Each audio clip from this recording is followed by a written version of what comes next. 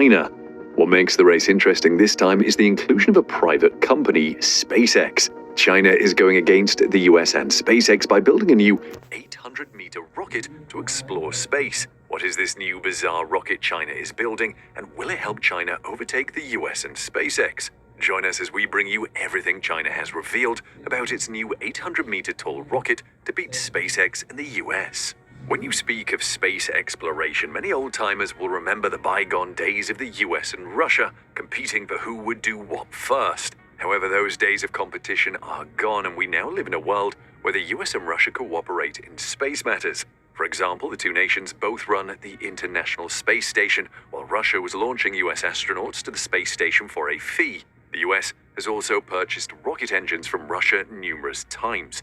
However, the space race has welcomed new entrants, including governments and private companies. One of the most successful private companies is SpaceX, founded by the world's richest man, Elon Musk. In so short a space of time, the company has overtaken all other players and become the mainstay of the American space industry. It currently operates two rockets developed in-house, the Falcon 9 and Falcon Heavy, which it uses to launch payloads to orbit regularly. SpaceX's clients include NASA, which has been using SpaceX's Crew Dragon capsules to move cargo and crew to the ISS.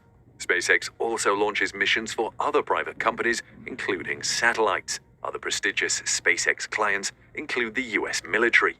SpaceX is forging ahead with its new rocket, the Starship, so powerful and tall that nothing like it has ever been built. Musk plans to colonize Mars, and the Starship is the vehicle that will help him do so. Also among the entrants to the space race is China, the Asian powerhouse. This country has also enjoyed a rapid rise and is now competing for the top spot.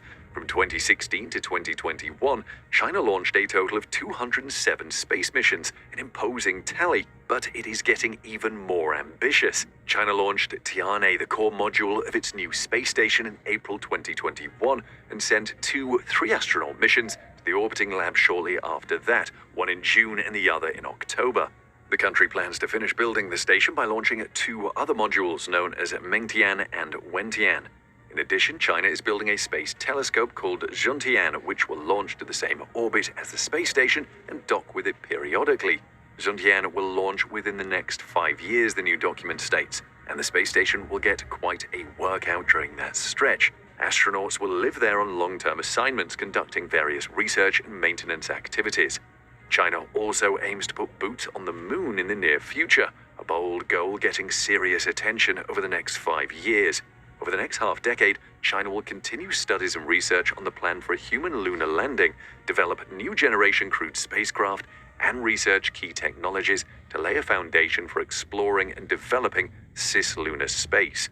In January 2019, China's robotic Chang'e 4 mission became the first ever to pull off a soft landing on the moon's far side. In December 2020, Chang'e 5 brought pristine lunar samples back to the Earth, the first time that had been done since the 1970s. And in February 2021, China's first fully homegrown interplanetary mission, Tianwen-1, slipped into orbit around Mars. In May of that year, a rover called Zhurong separated from the Tianwen-1 orbiter and landed successfully on the Red Planet. Meanwhile, planet Mars has a Chinese rover actively exploring. Videos have shown the vehicle trundling over the rocky surface of the Red Planet. Since landing in May last year, the Zhurong probe has been busy seeking clues as to whether Mars once supported life. Mind you, there is no answer yet, but the rover has so far traveled over 410 meters. After the US, China is only the second country to land and operate a rover on the Red Planet. China is not slowing down yet and is now talking about putting in space an insane spacecraft that will be at least 10 times the length of the ISS, which is currently the largest spacecraft flying in space.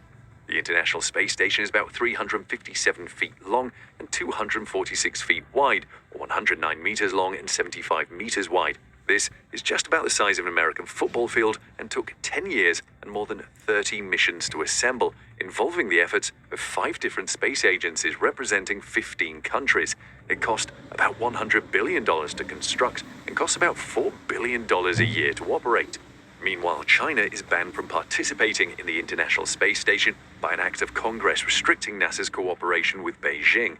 Congress banned NASA from using government funds to engage in direct bilateral cooperation with either the Chinese government or any organizations affiliated with the Chinese government. But China is not new to building megastructures, so it is not surprising that it wants to build big. The Great Wall of China is an early example of a megastructure. What is amazing is that China wants to put such a colossal structure in space. The project of assembly mechanics of the mega-sized spacecraft is among the first batch of major projects to be studied in the following 5 years, according to the project outline recently published by the National Natural Science Foundation of China. Experts believe the spacecraft could have broad applications, such as building a space power plant that will generate electricity for the planet. This equipment could include enormous crewed spacecraft, orbital telescopes, and even space-based power plants composed of modular components that would form megastructures once in orbit. But why is China building this humongous spacecraft? Researchers at the Chinese Academy of Sciences have warned that the rapid development of space technology and the increasing demand for space missions means that the traditional spacecraft manufacturing, deployment, and launch methods have been unable to meet existing needs. Zihui Zhu, a roboticist at the CAS Shenyang Institute of Automation, explained that in-space assembly technologies could effectively adapt to the assembly of large space structures, improve spacecraft performance, and reduce operating costs. The Chinese government is inviting scientists to conduct research into new lightweight design methods that could limit the amount of construction material that has to be lofted into orbit, and new techniques for safely assembling such massive structures in space. By far the biggest challenge would be the price tag due to the huge costs of launching objects and materials into space. The ISS cost about $100 billion, as noted earlier. Building something 10 times larger would strain even the most generous national space budget. However, much of the costs depend on what kind of structure China will eventually build. For example, the ISS is packed with equipment designed to accommodate humans, significantly increasing its mass. But if we're talking about something that is simply long but not heavy, then that changes the calculation. Building techniques could also reduce the cost of getting a behemoth spaceship into space.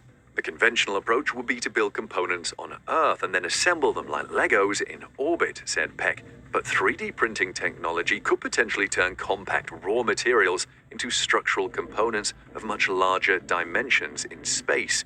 And there is a more attractive innovation: sourcing raw materials from the moon. Low gravity compared with Earth means launching materials from the moon's surface into space would be much easier. Still, that first requires launch infrastructure on the moon and is therefore not an option in the short term. There are other issues that the massive spacecraft developers will have to solve. When a spacecraft is subjected to forces, whether from maneuvering in orbit or docking with another vehicle, the motion imparts energy to the spaceship's structure that causes it to vibrate and bend, Peck explained.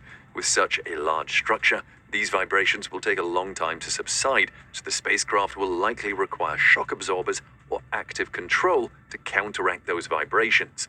Designers will also have to make careful trade-offs when deciding the spacecraft's altitude. At lower altitudes, drag from the outer atmosphere slows vehicles down, requiring them to constantly boost themselves back into a stable orbit. This is already an issue for the ISS, but for a much larger structure, which has more drag acting on it and would require more fuel to boost back into place, it would be a major concern. On the flip side, launching to higher altitudes is much more expensive, and radiation levels increase quickly the further from Earth's atmosphere an object gets, which will be a problem if the spacecraft houses humans. One good purpose of China's new mega spacecraft would be as a space telescope. A space